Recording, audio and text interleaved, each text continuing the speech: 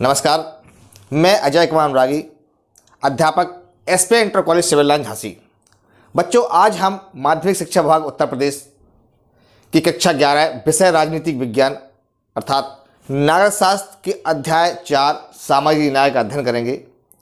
तो बच्चों, सबसे पहले हम ये जानने का प्रयास करेंगे कि इस अध्याय के अंतर्गत हमें ऐसे कौन कौन से प्रमुख तत्व हैं जिनका हमें अध्ययन करना है।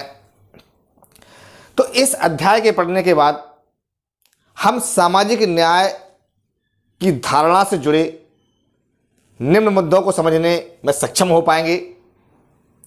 हम न्याय के उन सिद्धांतों को पहचान सकेंगे जो अलग अलग समाजों और अलग अलग समय में सामने रखे गए। हम समझ पाएंगे कि वितरणात्मक न्याय का क्या अर्थ है। हम जॉन रॉल्स के न्याय सिद्धांत का अध्ययन करेंगे। साथ ही साथ हम जानेंगे कि मानव की न्यूनतम बुनियादी जरूरतें क्या हैं तथा हम मुक्त बाजार तथा राज्य के हस्तक्षेप के अंतर को स्पष्ट कर सकेंगे। तो ये प्रमुख मुद्दे हैं, प्रमुख बिंदु हैं जो कि हमें इस अध्याय के अंतर्गत अध्ययन करना है। तो सबसे पहले हम जानने का प्रयास करते हैं कि न्याय क्या है। यह तय करना मानव जाति के लिए हमेशा से एक समस्या रहा है कि न्याय का ठीक ठीक अर्थ क्या होना चाहिए, और लगभग सदैव उसकी व्याख्या जो है समय के संदर्भ में की गई है। मोटे तौर पर उसका अर्थ यह रहा है कि अच्छा क्या है। इसी के अनुसार इससे संबंधित मान्यता में हमेशा फेरबदल होता रहा है। अगर हम प्राचीन भारतीय दर्शन की बात करें तो प्राचीन भारतीय दर्शन के अनुसार समाज में न्याय जो है धर्म के साथ जुड़ा हुआ था, और धर्म या न्यायोचित सामाजिक व्यवस्था कायम रखना राजा का प्राथमिक कर्तव्य माना जाता था। अर्थात राजा जो है वो न्याय के साथ धर्म को जोड़ता था, धर्म के अनुसार ही न्याय करता था और सामाजिक व्यवस्था को कायम रखता था। यह उस समय का प्राचीन हमारा जो भारतीय दर्शन है उसके अनुसार न्याय की व्यवस्था यह बताई गई है। दार्शनिक कन्फ्यूशियस के अनुसार गलत करने वालों को दंडित कर और भले लोगों को पुरस्कृत कर राजा को न्याय कायम रखना चाहिए। यह दार्शनिक कन्फ्यूशियस के विचार थे कि हमें हमेशा गलत जो लोग होते हैं, जो गलत कार्य करते हैं, उनको दंडित करना और भले लोगों को पुरस्कृत करना यह हमेशा राजा का कर्तव्य होना चाहिए, और इसी कर्तव्य के आधार पर उसे अपना न्याय कायम रखना चाहिए। अगर हम प्लूटो की बात करें तो प्लूटो ने अपनी पुस्तक द रिपब्लिक में न्याय की जो चर्चा की है, और उन्होंने इस चर्चा को करते हुए लिखा है कि जो कुछ भी कानून के द्वारा किया जाता है उसे ही कानून सम्मत और न्यायोचित कहा जाता है। सुकरात ने न्याय के संबंध में कहा कि हर कोई अन्यायी हो जाए यदि हर आदमी अपने स्वार्थ के लिए कानून के साथ खिलवाड़ करे, तो किसी के लिए भी अमान्य या अन्याय से लाभ पाने की गारंटी नहीं रहेगी। कोई भी सुरक्षित नहीं रहेगा और इससे संभव है कि सबको नुकसान पहुंचे। इसलिए हमारा दीर्घकालिक हित इसी में है कि हम कानून का पालन करें और न्यायी बने। इसी प्रकार जर्मन दार्शनिक इमैनुएल कांट ने जो कहा था कि हर मनुष्य की गरिमा होती है। अगर सभी व्यक्तियों की गरिमा स्वीकृत है तो उसमें से हर एक का प्राप्य यह होगा, या उसे जो प्राप्य होगा वह यह है कि वह अपनी प्रतिभा का विकास और लक्ष्य की पूर्ति के लिए अवसर प्राप्त हो। न्याय के लिए जरूरी है कि हम तमाम व्यक्तियों को समुचित और बराबर की अहमियत दें। ये जर्मन दार्शनिक इमैनुएल कांट के विचार थे। डॉक्टर भीमराव अंबेडकर बाबा साहेब के अनुसार न्यायपूर्ण समाज वह है जिसमें परस्पर सम्मान की बढ़ती हुई भावना और अपमान की घटती हुई भावना मिलकर के एक करुणा से भरे समाज का निर्माण करे। तो बच्चों, अभी हमने न्याय के संबंध में विभिन्न जानकारी प्राप्त की। न्याय क्या है? तो बच्चों, हम समझने का प्रयास करते हैं कि सामाजिक न्याय क्या है। सामाजिक न्याय अर्थात सोशल जस्टिस सामाजिक न्याय की बुनियाद सभी मनुष्यों को समान मानने के आग्रह पर आधारित होती है। इसके मुताबिक किसी के साथ सामाजिक, धार्मिक और सांस्कृतिक पूर्वाग्रहों के आधार पर भेदभाव नहीं होना चाहिए। हर किसी के पास इतने न्यूनतम संसाधन होने चाहिए कि वे उत्तम जीवन की अपनी संकल्पना को धरती पर उतार पाएं। अर्थात उत्तम जीवन क्या है, किस प्रकार से वो अपना जीवन जिए, वही सामाजिक न्याय होगा। उत्तम जीवन क्या होता है, जिसके पास रोटी, कपड़ा और मकान, शिक्षा और हमारे मानव की जो विशेष ज़रूरतें हैं, सामान्य ज़रूरतें हैं, जो कि न्यूनतम ज़रूरतें होनी चाहिए, अगर वह व्यक्ति विशेष के पास है तो उसे हम लोग उत्तम जीवन कहते हैं। अगर उत्तम जीवन मनुष्य के पास है तो वह माना जाएगा कि उस व्यक्ति को सामाजिक न्याय मिला हुआ है। भारत जैसे देश में सामाजिक न्याय का जो नारा है वो वंचित समूहों की राजनीतिक गोलाबंदी का एक प्रमुख आधार रहा है। अल्पसंख्यक अधिकार हो या बहुसंस्कृतिवाद हो या मूल निवासियों के अधिकार, इसी तरह नारीवाद के दायरे में भी स्त्रियों के अधिकारों को लेकर के भी विभिन्न स्तरों पर सिद्धांतीकरण हुआ है और स्त्री सशक्तिकरण के मुद्दों को उनके सामाजिक न्याय से जोड़कर देखा जाने लगा है। आधुनिक समाज में तमाम लोगों को समान महत्व देने के बारे में एक आम सहमति है, लेकिन बच्चों यह निर्णय कर पाना आसान नहीं होता है कि व्यक्ति को उसका जो प्राप्य है, उसको जो मिलना चाहिए, वो कैसे दिया जाए। इस संबंध में कई सिद्धांत पेश किए गए हैं। यहां आप देख रहे हैं सामाजिक न्याय के सिद्धांत।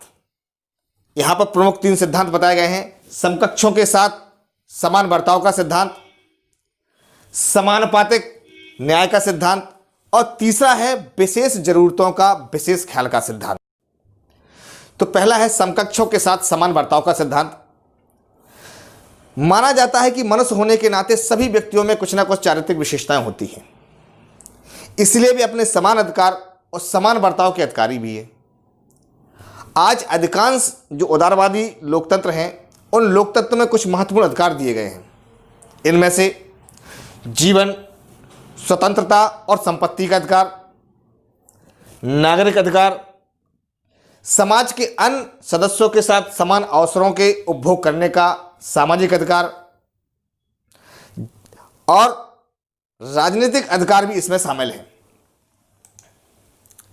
ये अधिकार व्यक्तियों को राज्य प्रक्रियाओं में भागीदार भी बनाते हैं। समान अधिकारों के अलावा समकक्षों के साथ बर्ताव है कि सिद्धांत के लिए आवश्यक है कि लोगों के साथ वर्ग, जाति, नस्ल या लिंग के आधार पर कोई भेदभाव न किया जाए। उन्हें उनके काम और कार्यकलापों के आधार पर जांचा जाना चाहिए, इस आधार पर नहीं कि वे किस समुदाय से हैं।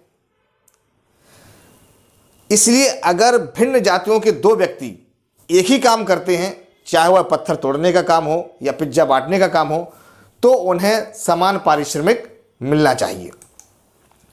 दूसरा जो सिद्धांत है वह है समानुपातिक न्याय का सिद्धांत। बच्चों, समान बर्ताव न्याय का एकमात्र सिद्धांत नहीं है। ऐसी परिस्थितियां भी हो सकती हैं जिसमें हम महसूस करें कि हर एक के साथ समान बर्ताव अन्याय होगा।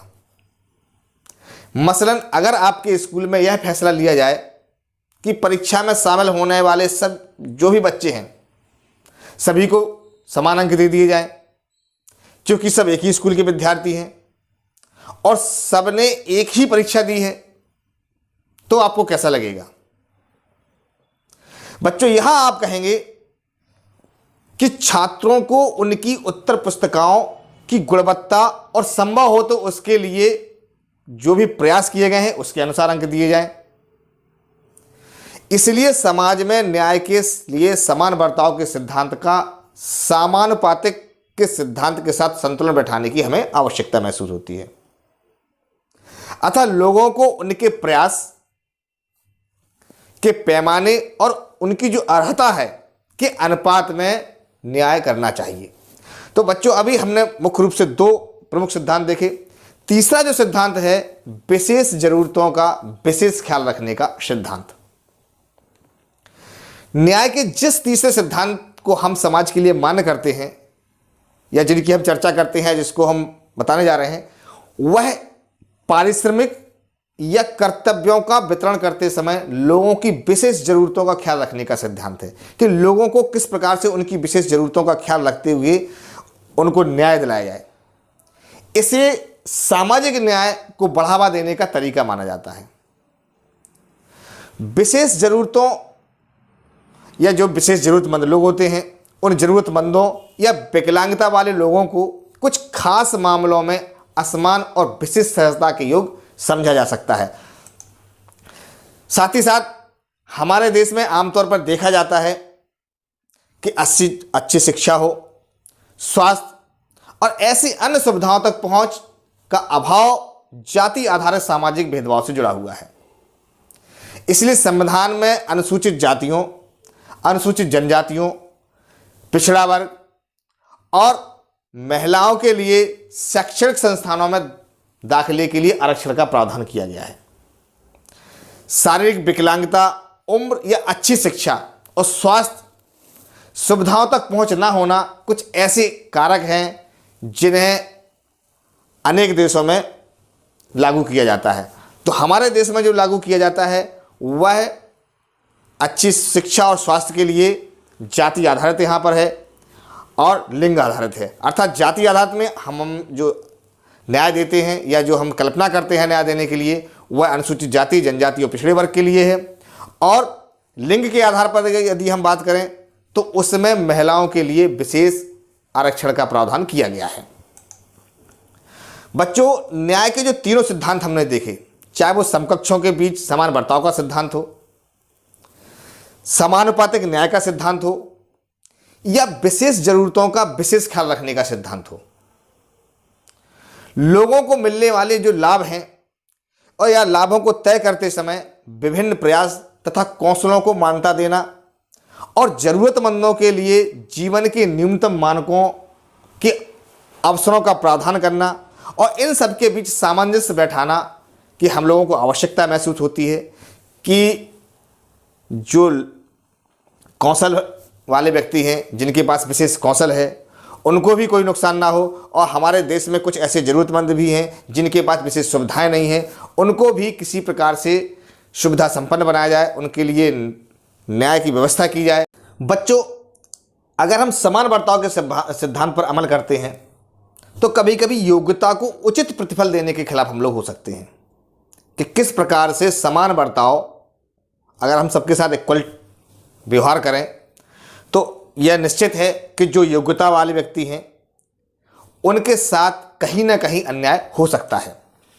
तो योग्यता को पुरस्कृत करने को न्याय का प्रमुख सिद्धांत मानने पर जोर देने का अर्थ यह होगा कि जो निचला गरीब तबका है वह मुख्य धारा में आने से वंचित रह जाएगा, क्योंकि अच्छे पोषाहार और अच्छी शिक्षा जैसी सुविधाओं तक उनकी पहुंच नहीं होती है। देश के विभिन्न समूह भिन्न भिन्न नीतियों की तरफदारी कर सकते हैं, जो इस पर निर्भर करता है कि वे न्याय के किस सिद्धांत पर बल देते हैं। ऐसी स्थिति में सरकार की जिम्मेदारी बन जाती है कि वह एक न्यायपरक समाज को बढ़ावा देने के लिए न्याय के विभिन्न सिद्धांतों के बीच सामंजस्य स्थापित करे। इसी सामंजस्य को स्थापित करने के लिए हमारे संविधान में अनुसूचित जाति, अनुसूचित जनजाति, पिछड़ा वर्ग तथा महिलाओं के लिए आरक्षण का प्रावधान किया। बच्चों, अब हम समझने का प्रयास करते हैं कि आखिर न्यायपूर्ण बंटवारा की हमें आवश्यकता क्यों है। यदि समाज में गंभीर सामाजिक या आर्थिक असमानताएं हैं तो यह जरूरी होगा कि समाज के कुछ प्रमुख संसाधनों का पुनर्वितरण हो, जिससे नागरिकों को जीने के लिए समतल धरातल मिल सके। इसलिए किसी देश के अंदर सामाजिक न्याय के लिए यह जरूरी है कि न केवल लोगों के साथ सामाजिक या समाज के कानूनों और नीतियों के संदर्भ में समान बर्ताव किया जाए, बल्कि जीवन की स्थितियों और अवसरों के मामले में भी कुछ बुनियादी समानता का उपयोग करना चाहिए। समाज में सामाजिक न्याय पाने के लिए सरकारों को यह सुनिश्चित करना होता है कि कानून और नीतियां सभी व्यक्तियों पर निष्पक्ष रूप से लागू हों। सामाजिक न्याय का सरोकार वस्तुओं और सेवाओं के न्यायोचित वितरण से भी है, चाहे यह राष्ट्रों के बीच वितरण का मामला हो या किसी समाज के अंदर विभिन्न समूहों और व्यक्तियों के बीच का। हर व्यक्ति के लिए जरूरी माना गया है कि वह अपने उद्देश्यों के लिए प्रयास करे और स्वयं को अभिव्यक्त कर सके। उदाहरण के लिए हमारे देश में सामाजिक समानता को बढ़ावा देने के लिए संविधान ने छुआछूत की प्रथा का उन्मूलन किया। बच्चों, ये सब आप जानते हैं कि छुआछूत का उन्मूलन जो है हमारे संविधान के द्वारा कर दिया गया और यह सुनिश्चित किया गया कि जो निचली कही जाने वाली जातियां हैं कि लोगों को मंदिरों में प्रवेश मिल सके, नौकरी और पानी जैसी बुनियादी जरूरतों से उनको ना रोका जा सके। ऐसे कई विभिन्न कार्य हैं जो कि केंद्र सरकार के द्वारा किए गए। विभिन्न राज्य सरकारों ने भी जमीन जैसे महत्वपूर्ण संसाधन जो हैं कि अधिक उनका न्यायपूर्ण वितरण किया, जैसे कि भूमि सुधार लागू हुआ। तो ऐसे कई महत्वपूर्ण कदम हैं जो केंद्र सरकार एवं राज्य सरकारों के द्वारा वंचितों के उत्थान के लिए उठाए गए। समाज में न्याय की स्थापना से जुड़े कुछ सवाल सामने खड़े हैं। बच्चों, क्या संसाधनों का वितरण और शिक्षा तथा नौकरियों तक समान पहुंच सुनिश्चित की जाए, और यदि की जाए तो कैसे? ऐसे मामलों में कई मत हो सकते हैं, मतों में विभिन्नता हो सकती है, समाज में उग्रता भी पैदा हो सकती है और कभी कभी हिंसा भी भड़क सकती है। लोग मानने लगते हैं कि उनके और उनके परिवारों का भविष्य जो है दांव पर लग जाएगा। अक्सर आपने देखा होगा, हम लोग देखते भी हैं कि समुदाय विशेष को लाभ देने के सवाल पर हिंसा भड़क उठती है। अतः बच्चों, आपको अब समझ में आ गया होगा कि वंचितों की सहायता की योजनाएं जो हैं भारत सरकार द्वारा लागू की जा रही हैं, या हमारे संविधान में जो वंचितों के उत्थान के लिए आरक्षण की व्यवस्था की गई है, वह न्याय सिद्धांत की कसौटी पर कहां तक खरी मानी जा सकती है। आपको अपने विचार से इस प्रश्न का उत्तर देना है। यह समझना है कि भारत सरकार के द्वारा जो भी योजनाएं वंचितों के लिए चलाई गई हैं या वंचितों के उत्थान के लिए जो आरक्षण की व्यवस्था की गई है, वो कहां तक उचित है, इसका आपको अपने विचार से उत्तर देना है। तो बच्चों, न्यायपूर्ण वितरण के संदर्भ में सुप्रसिद्ध दार्शनिक राजनीतिक जॉन रॉयल्स ने न्यायोचित वितरण को प्रतिपादित किया। तो हमें समझना होगा कि वह न्यायोचित वितरण क्या है जिसके माध्यम से समाज के विभिन्न वर्गों तक समान न्याय पहुंच सके। तो जॉन रॉयल्स का न्याय का सिद्धांत बच्चों हम समझते हैं। यदि लोगों को कहा जाए कि आप रहने के लिए किस किस्म का समाज चुनना पसंद करेंगे, तो संभवतः है वे ऐसा समाज चुनेंगे जिसके नियम और संगठन उन्हें विशेष सुविधा संपन्न मुहैया करा सके। हम सब लोगों से अपेक्षा नहीं कर सकते हैं कि वे अपने निजी हितों को दरकिनार कर समाज की भलाई के बारे में सोचें, खासतौर पर जब उन्हें यह यकीन हो कि उनका फैसला भविष्य में उनके बच्चों को मिलने वाली जिंदगी और मौकों को प्रभावित कर सकता है। लेकिन ऐसे परिदृश्य किसी समाज के लिए न्याय के सिद्धांत की बुनियाद का निर्माण नहीं कर सकते।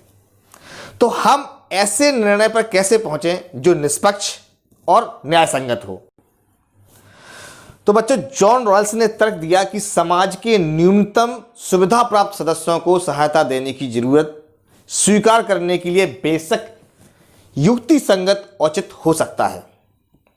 निष्पक्ष और न्याय संगत नियम तक पहुंचने का एकमात्र रास्ता यही है कि हम खुद को ऐसी परिस्थिति में होने की कल्पना करें जहां हमें यह निर्णय लेना है कि समाज को कैसे संगठित किया जाए, जबकि हमें यह ज्ञात ना हो कि उस समाज में हमारी क्या जगह होगी। अर्थात हम नहीं जानते कि हम किस किस्म के परिवार में जन्म लेंगे।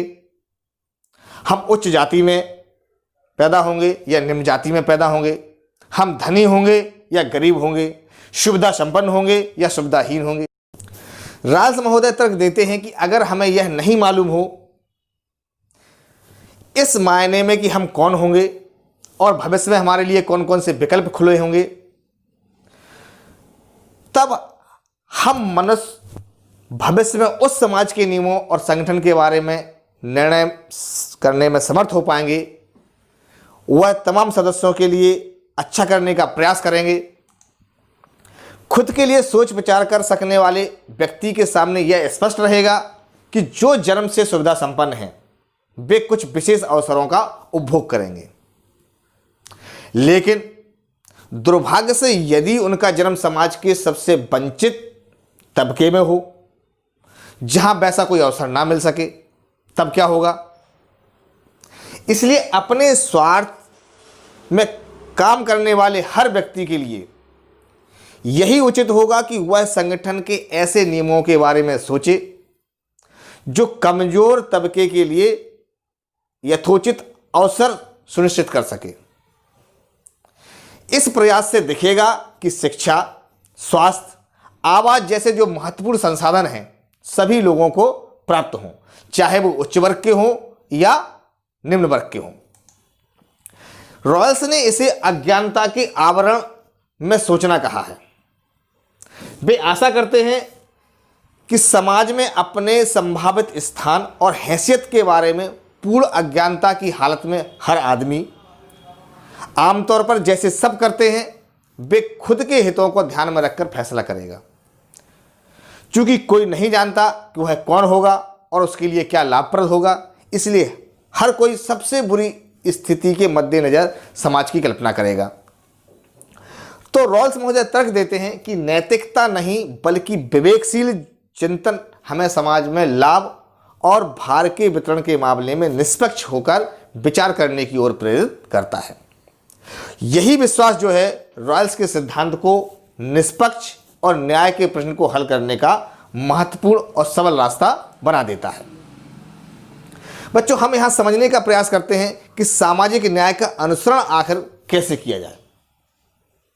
यदि किसी समाज में बेहिसाब धन दौलत और इसके स्वामित्व के साथ जुड़ी सत्ता का उपभोग करने वाले तथा बहिष्कृतों और वंचितों के बीच गहरा स्थायी विभाजन मौजूद है, तो हम कहेंगे कि वहां सामाजिक न्याय का अभाव है।